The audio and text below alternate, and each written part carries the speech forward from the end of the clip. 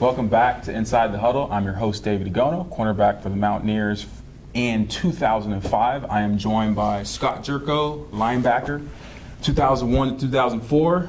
Willie Edwards, DB cornerback supreme, 1985 through 1988. And the man in the middle, or on the outside, JT Thomas, linebacker, 94 to 95. So, we actually played Alabama this past Saturday. Brief recap of the game, 33-23, Alabama won. The first half was very, very, very competitive. It was almost, I would say, one of the most thrilling halves since a couple of our BCS games earlier in the 2000s. The second half, not so much. So let's jump into our recap and our review of the game. Let's talk about our offense. I mean, I for one was surprised. I didn't see that coming that first drive. Let's go. Clint Trickett, he was my player of the game. We'll get into that later. But the presence on the field, Clint Trickett handled the offense, got everyone rallied, spot on with his passes. 365 yards thrown in the air with a bunch of drop passes. Like I mentioned last week, we had to have sustained drives of more than 8 plays. And like you said, in that first half, we did that. And we had Alabama on their heels, and we were running at a pace that I thought that they couldn't keep up with. You can look at them, and they looked like they were tired. And the second half, we didn't go at that pace again, and that kind of confused me why we stopped doing what was working for us. We rushed the ball well in the first half. Second half, we were negative 27 yards rushing. So if you can't run the ball, it's going to be tough to do anything else. And Will, I thought you were right on when you said that last year, that it was all about sustainability. And I think starting off in that first quarter, we were really balanced. I thought we were pretty balanced with the run and the pass. Clint Trickett, my friend Clint Trickett, did an outstanding job of being a good leader on the field.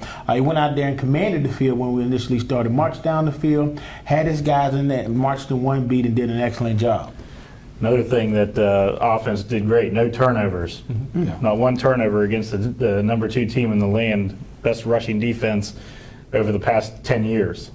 And you know, and I really have the reason for that, because our team went in pretty confident in terms of that we're going to go out there and try to possess the ball.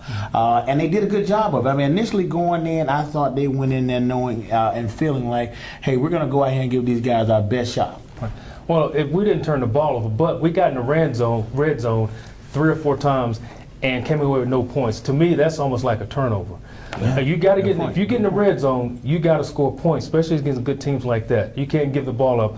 A couple of times we got in there, our center snapped the ball over our quarterback's head, which we got a field goal out of. But that point in the game, we needed to score points, and that could have put us within 6 points of Alabama at that point, but it didn't happen. So red zone efficiency. And I think Coach Hoganson talked about it last year, going into this year, that we have to be better at red zone efficiency, and we weren't this game. Yeah, that actually brings up the elephant in the room. Drop passes. Right. Not only were they drive killers, but I mean, Clint's numbers could have been as atmospheric if he would have those balls caught.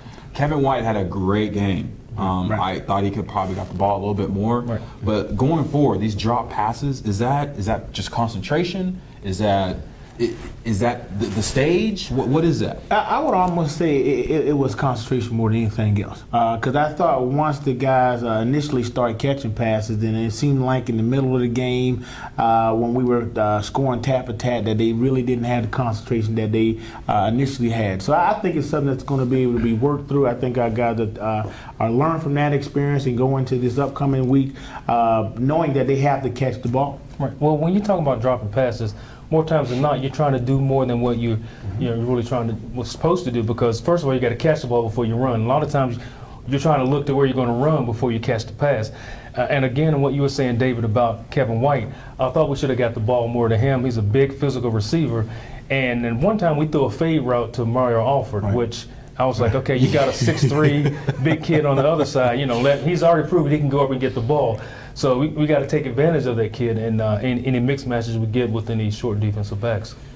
One area of concern with me when you're talking about drop passes was the fact that we became one-dimensional. We had a non-existent running game in the second half. Yes. There was cornerbacks, defensive backs, linebackers When you only got to defend one thing, receivers they're looking out. Right. They're saying, I don't want to get hit. And I agree. And I thought early on, to watch Russell Shell get out there and come and be a force very, very early, and then not get the ball in the latter parts of the game.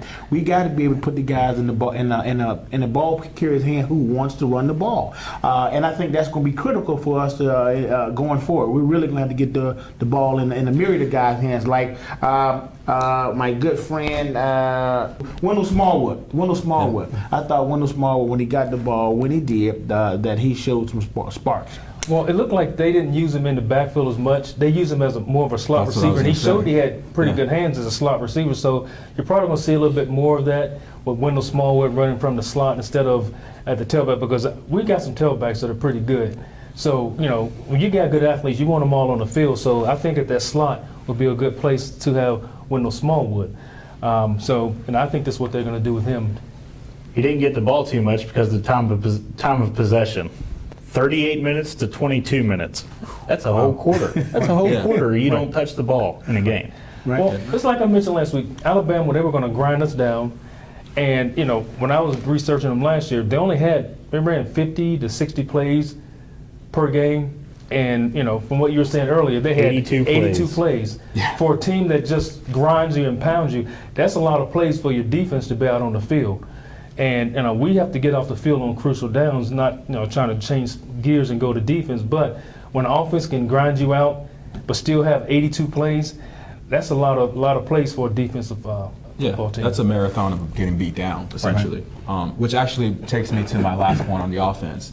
They're not going to get the credit. The O-line, to me, that's the player or the position group of the game. Anytime your quarterback throws for over 300 yards, and he has a time. I mean, let's be honest. Clint Trickett last year, he was running for his life, or just trying to throw the ball away so that he could survive to the next play. I didn't see that not one time this season or this past game. Obviously, the snap over his head from Orlovsky, and I think he was sacked once. Right. That's going to happen. Right. But whether it's Quentin Spain or those guys pulling, to me, it's like, you know what? It's Towson. Guess what? For this upcoming week, put Elijah Wellman in the fullback spot, and let's just rotate through our running backs, and let's see if we can build a rhythm running the ball. Because when you step into conference play, and then Maryland, which we'll talk about as far as is this Towson game a trap game? You got to be able to score, like Willie said, when you get inside the 20s. I didn't see that this past game, and I understand out of conference, Alabama, big stage, but offensive line, to me, is the one player or players of the week by far. Absolutely, and I agree with you. I mean, just as you said about Alabama being the number 2 defense, and we go in there and we still sustain ourselves in regard to the offensive line. They did a great job. Sorry for interrupting. That's okay, no problem. Back to what David was saying. He gave the offensive line the player of the game. For me, I couldn't do that because we have to run the ball. Because if you're going to be effectively passing the ball, you got to make the defense, like Scotty said, you can't be one-dimensional. Because now what I'm going to do is I'm going to pin my ears back and I'm going to bring guys, and I'm going to make Clint Trickett be a ball player now. Because now if I can hand the ball for every once in a while and keep that defense on their heels, now we got them off balance, and that's what happened in the first half with Alabama, because we could run the ball and we did it well, and it also opened up the pass for us. So, I would.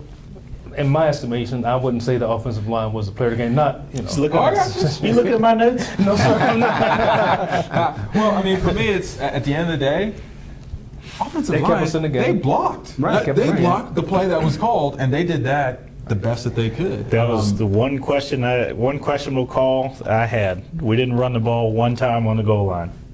If first and Great goal points, yeah, and great you don't points. score, if you don't even try to show your toughness, pushing the defense back on their heels. Right.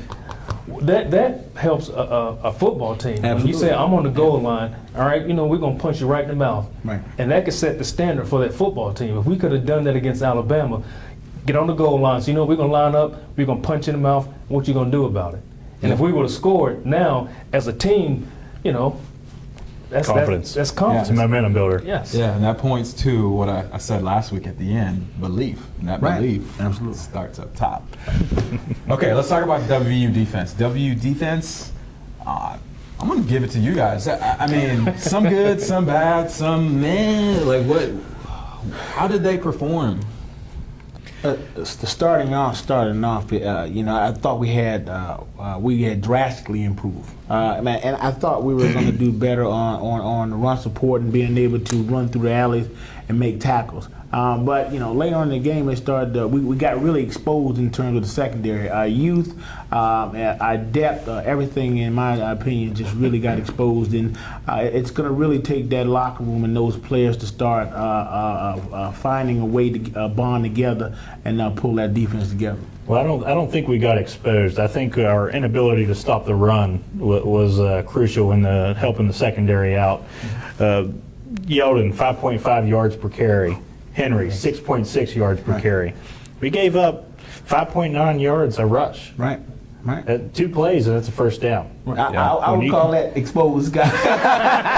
Well, you said secondary. You didn't say. But then at that point, if you can get that on first down, now in the secondary, Right. you're in a position where, all right, as a defensive coordinator, what do I call? Because at that point, they can run the ball again, or they can throw the ball. So, what do you call? So now, You're hesitant on bringing guys from the corners or giving up the long play. Mm-hmm. Right. Yeah, it's no man's land because you want to bring pressure. I mean, I'm going to say my guy, Carl Joseph. I mean, he had 18 tackles. He was in a lot of plays. But that's good and bad in the sense that you don't necessarily, you want him making impact plays. You don't want him having, add-on tackles or tackles at the line of scrimmage per se. And when I think about it, the number one image that keeps popping up into my head is when they're sending, cornerback fires or guys off the edge and guys not breaking down on Blake Sims. And I mean, I'm not saying that Blake Sims didn't perform. I mean, he had, I think, over 250 yards throwing the ball, but he really just shuffled his feet, was an athlete, and got away from it. And that's something where I remember Mountaineer DBs of old or linebackers from old getting free. That was a sack, a deflected pass, or a fumble, or a turnover for a touchdown. So that's one thing that I think going forward that they can improve on drastically, breaking down fundamentals. I agree. And I want to backtrack just a minute. Maybe using the word exposed might be a little over the hill, but because this is just the first game. Right, Mm-hmm. This is just the first game, and generally in the first game, you're getting your feet wet. You're trying to figure out who plays well together. Who's going to be the leader or the tiger on that football team, the person that's going. But being the first game, I guarantee you guys are going back in that locker room trying to figure out how to get it done, because that's going to be the key. Getting it done, no matter who's back there, find a way to get the job done. And you got to get off the field, like Willie said. On third downs, you got to get off the field. 7 of their 9. Third down conversions were through the air, and it goes back to getting 6-7 yards on the first 2 carries. If you only got to go 2 yards and you put 8 people in a box and they do a quick out, it's tough to stop 2 yards. Right. One quick thing to add to, and you brought it up last week, Scott, and that was the special teams play. And David, you had an interesting stat in regard to the number of times that Alabama generally punts against a good team. If you would mention that stat. Alabama punts 3 times a game. I mean, there's teams that punt 3 times a quarter. Alabama punts 3 times a game. They only punted twice this past game, but that's an efficient team. You can't make mistakes. And when I think about the defense, I think about third down. Third down is about fundamentals. So when I say breaking down, that means you're about to make a tackle.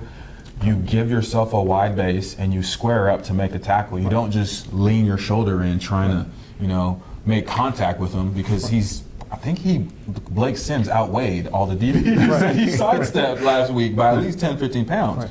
It's like you said, it's fundamentals, and we call that coming to balance. Once you get to a point where I'm ready to make the tackle, I'm going to break down, shuffle my feet. Our guys just came in there and just kept flying, and they got chopped a couple of times. And, there were several times that I was thinking, all right, we got him.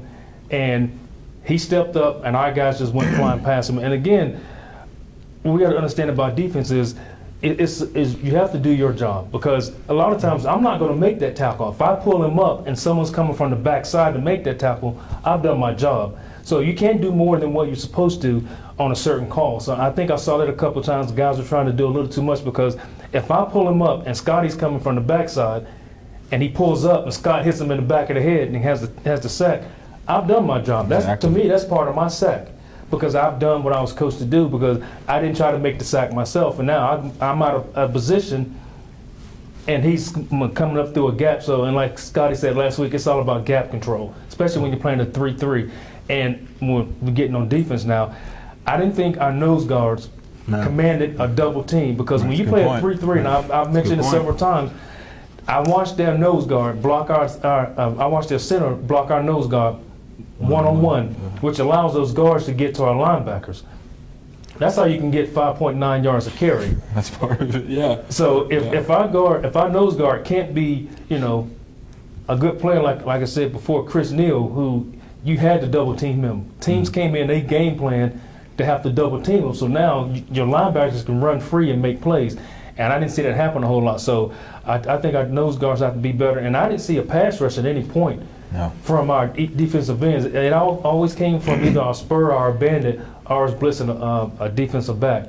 We got to get some more pressure on the quarterbacks from our defensive ends. Yeah, the 7 of 9 third down conversions through the air. Not one sack, not one QB hurry, or one pass breakup. When we talk about 3-3-5 stack, when we talk about linebackers and front seven, it's all about numbers. When I think we're going to start talking about special teams, which I think was, thank God for Mario Alford, you know what I'm saying? The thing about when he hit the outside on that kickoff return, I don't know if it's instinctual or he saw it, but he knew for a fact that they didn't have enough numbers on the side that he ran to. And him with his speed allowed it to just be game over. There was nobody in a crimson jersey that was going to be able to touch him until after he scored. So on defense, to go back to defense really briefly, on defense, when we're talking about pressure, when we're talking about coverages, you're trying to outnumber the offense's numbers in a specific zone or position group. And that's why we need, I almost said Neal, that's why we need Kyle Rose, that's why we need, I think Hyman and the guys did okay, but we need them to almost beast up. I don't know if that's a word, but we need them to take on more guys. But let's talk about special teams now. I think Lambert did okay. I mean, he missed, I think, one field goal. 3 or 4. Yeah, I mean, that one field goal, it wasn't make or break, but it would have been nice, for him to make that, obviously. But without glossing over Mario Alford, I mean, I wanted him to take that second kickoff because he was hot. You don't get 100 kickoff returns in college. I thought he should have taken it. What do you guys think? I mean, relatively speaking. Well, you start thinking about management of the game then. You know what I mean? In my mind, I start thinking about, I'm not sure if I want him to come out there and something wrong happens. It's all good until it goes wrong. But, obviously he seemed like he was starting to have a hot hand in a hot game, and maybe he could have potentially done a little bit more than the average 20 yards we get out of that. Yeah, but even on the kickoff return he had for 100 yards, when he started running and he stopped and stutter step, and the guy from Alabama was right in front of him, I jumped up and was like, no, you can't stop your feet. Because, Alabama is great athletes and they have a great special team. And once he made that one guy miss, who was the gunner, he just, made that one, put his foot in the ground, and he was gone. We try to get hat on a hat and you make one guy miss. If everyone has hat on a hat and you can juke the one guy, should be good to go. He made the one guy miss. Now he got a little help. I don't know if you guys see, but Rochelle put a hat on a hat. Yes, he did. And he probably had a big hit for that because he cleared the way. He literally cleared the way, and Mario Alford was able to score off of the big assist by Rochelle Shell. You talk about special teams, you start talking about the field position. Right. And we had great field position, I think. In general, overall, Nick O'Toole 4 punts, 43-yard average.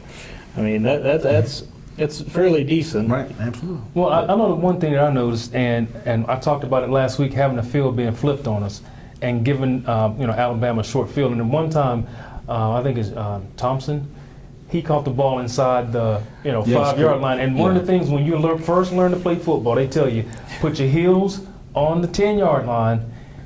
And if he goes over your head, let it go. Well, never catch the ball inside the 10. He started off on the 20, and it was just such a good kick. He got carried back and lost track of where he was. Exactly. So at that point, let it go. Yep. Because it could have bounced in the end zone. Now you started on the 20 instead of on your 5. And at that point, Alabama had made some adjustments because we were running the ball in the first half, and that's what good teams do. They make adjustments at the half. So now, as a coaching staff, they're gonna say, how good are you as a coaching staff? How can you adjust on the fly? Okay. Alabama game is done and dusted. One talking point each going into Towson. What is one takeaway? We'll start with you, Willie. I think again, defense. I think we have to get off the field on crucial downs.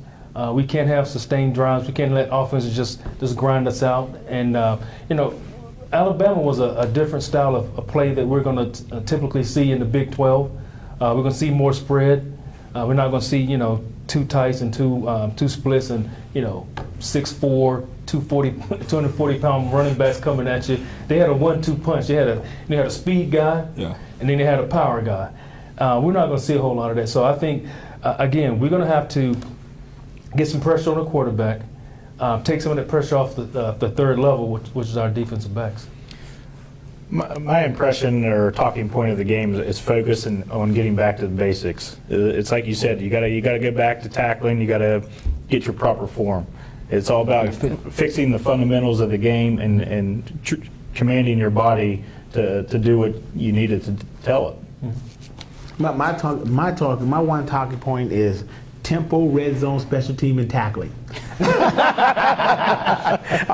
those four things, in my opinion, is the one thing. I thought it was one. It's the one thing. Those four things are the one thing I think is it's gonna be important for us to focus in on. I just we talked a lot about some of the mishaps or miscues, but I saw a whole bunch of potential in this team. Yeah. I'm excited about it, to be honest with you. For them to come in and play like they played against Alabama, I know West Virginia fans are absolutely proud. We're really talking about not having more victories, but I tell you, those guys got to have their head up high because they went out there and faced the beast. I mean, they went out there and made it happen in terms of standing toe-to-toe with a team that the nation says is ranked number 2 in the nation right now. 26-point favorites. Exactly, but that's a West Virginia team. That's what we do, Dave. Yeah, that's what we always do. For me, belief. I'm going to keep saying that until I see it on the field from the coaching staff, from the players. It'll get there. It'll get there. Now, next game is against Towson. They lost last week against Central Connecticut State. They have a pretty good running back. I don't know what that means. They're at FCS. They have a pretty mobile quarterback. That's a division lower than the level that the Mountaineers play on. Let's be honest. What is this game about? Is this a trap game? Is this a preparation game? Or is this the next game? Is it just the next game? This is a preparation game and getting back to fundamentals, I think. This is a game that is a roster filler, getting a lot of people experience into the games. What I'm trying to say is you try to get as many people game time experience as you can. And you said that, and my one thing is, I was thinking about William Crest. They said they're not going to redshirt this guy. Yeah. At one point in the Alabama game, he was warming up on the sidelines, and I'm thinking, all right, are they going to give us a change-up instead of having Clint Trickett sitting in the pocket? Now you got a guy who's big and physical and can run the ball. Are we going to show him some option? Are we going to show him some inside zone and let him read the backside in and take the ball back out the backside? So I'm looking forward to maybe possibly seeing William Crest get some rest because you have 2 games before you can actually redshirt this kid. So it'd be interesting to see if we get a big lead and they put him in the game. But also this game is key for the coaches to keep these kids focused. Because, you came off all the energy channeled into playing Alabama. Now that's over when we lost. Can the coaches get those kids, their focus back up to a point where they're not just looking at it as just Townsend? Because you gotta go into every game as if this team can beat you. And the coaches can't let the kids, think that, all right, this is just another game, we should walk over them. They got to keep them focused. I'm going to channel my inner Don Neal. This team was 13-1 last year, ranked number 19 this week in the coaches poll. We're going to have to take this team seriously. They're on 1 right now. They want to come up here and be spoilers here in Morgantown. We cannot sleep on them. And I guarantee you the coaches are preaching the same message. It is so important that we focus in on this team and try to get as many opportunities to be successful in that football field this upcoming week. We don't want to Appalachian State, Michigan. Absolutely. The most important game on your schedule is the next game you're playing. Okay. So I agree with all that. In the back of my mind, though, I'm like, That game in Maryland is kind of a big deal. Right. What are some things that need to be shown against Towson that we can forecast, project, hopefully in a positive way against Maryland? The only thing I think that needs to be projected during the Towson game is energy. You don't want to show too many people what your offense or can and can't do this early in the game, especially against a caliber team that we should beat. Just go out there and say it, we should beat Towson. But you want to show as little as possible and not give up any hints or give them a tail on what plays you might run. Well, like I said before, you gotta go into this game, saying, all right, this team could beat us. You can't have a letdown because of, like I said, all that energy and all that focus was honed in for months and months now for Alabama. So now we got to change gears, and we got to get ready for Townsend, and we got to get ready for them like they are another Alabama on our schedule. Because again, you got to stay focused because, like you said, it could be a trap game, and it happens all the time. You see it in any sport that you go out and you say, all right, well, this team should beat this team, and they end up losing because if they listening to what people are saying, they're reading the headlines, reading the newspaper, and what their friends are telling them, oh, you guys are going to kill them, blah, blah, blah. Just show when it's going to happen, you could be in trouble. Hey, for me, it's a home game. That's going to be one of the big deals of the weekend. Mountaineer fans want to see our young Mountaineers get out there and play good football. And I encourage all Mountaineer fans to come out for this one. When you look at teams like this, most of the time you get people wondering, should I go to the game? Absolutely, you should, because these guys, just as Scott just mentioned, feed off of energy. The energy of that stadium, the energy of our fans are second to none. We need you there. We need you out there supporting these young guys, because as we tread this season, as I mentioned, going to Alabama, we need that 12th man, and our fans are going to be the 12th man for it. If you can get the crowd rocking like LSU a couple years ago, every game, man. It is a motivational booster when you're on the field. Right. Talk about it a little bit, Scott. Talk about, fans probably hear us mentioning the experience, but coming out of that tunnel and that energy that you feel, doesn't matter who we're playing, boy, you get that feeling and inspiration of wanting to do your very best job that you possibly can. I'll expand on that. It's a night game. Night game in Morgantown. The fans should be getting plenty tuned up and ready to cheer on the Mountaineers. But the moment you step foot on Mountaineer Field, when you come out of that tunnel and the mist or smoke is coming out and 65,000 people are cheering, it gets loud. It gets loud. And any advantage you can get, especially on defense, if the offense can't hear plays or signal calling or whatever, any advantage you can get is helpful. Right, and for myself, same thing, coming out of that tunnel, it's amazing and it's electrifying, but the one thing that always was in my mind was that, I played for the state of West Virginia. We are the team of the state. We don't have, Pitt has the Steelers and they have, the Pirates, and you have all these other things going on. In this state, it's West Virginia football, and with that in your mind, you go out, you want to play your very best in front of them because, you're playing for them. And that's one thing I think what I noticed over the last year or two, and, with my son playing for WVU, I went on a recruit trip and they showed things that talked about the state, about the coal miners, the man trip and things like that. And so they're trying to get these guys to understand what football means to the state. And I know what it means because when I go to work on a Monday, everybody wants to know, well, what'd you think about it? What's going to happen? You think about this, and it means something to them. And not only that, the eye in the sky don't lie. Right. That's what they tell you. Game film, watching game film, you don't want to be that guy that was slacking back on the play. Or you don't want to be that guy that gets a big hit because you're going to hear it from teammates, coaches, family, co-workers. It was funny. I still get people, making comments about plays that I made. And this was back in the 80s when they had VHS and Beta. And so they remember that stuff. Or I remember that one play when you did this, and I'm thinking, how'd you remember that? Because, again, like I said, it matters to these people in this state. Yeah. It's the next game, so it's the best game. Absolutely. Absolutely. So, last talking point, player of the week, and why? I'll start it off this time. Switch it up on you guys. I'll start it off. For me, Quentin Spain, offensive line. At the end of the day, they can only do what they're told to do, and they blocked. And Clint Trickett threw for over 300 yards. Kevin White had a great day. First half, well, first drive, we ran the ball well.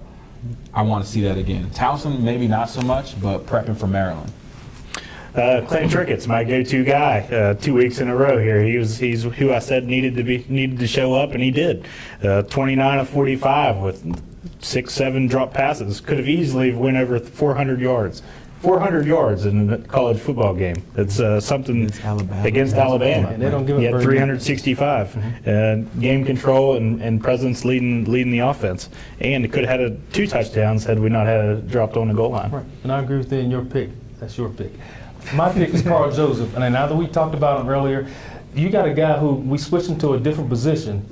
So some of his tackles were made downfield, but just think if he wouldn't have made those tackles, it could have been, 40, 50 points. Mm-hmm. He made some tackles that were, open field tackles, and I think they did a great job of moving him to a position that's closer to a line, as physical as a player as he is.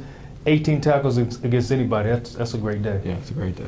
My guy's Kevin White, because I think although he didn't get all the balls, he was catching passes that made the point that, coach, give me the ball. Give me the ball. He's a guy that wants the ball. I think if we get him the ball, I think we'll find ourselves on the better end of a lot of these games. Kevin White's my guy. All right. So this weekend again, Towson, join us. Thank you for joining us on Inside the Huddle, and check on the dpost.com, the football section, for more updates.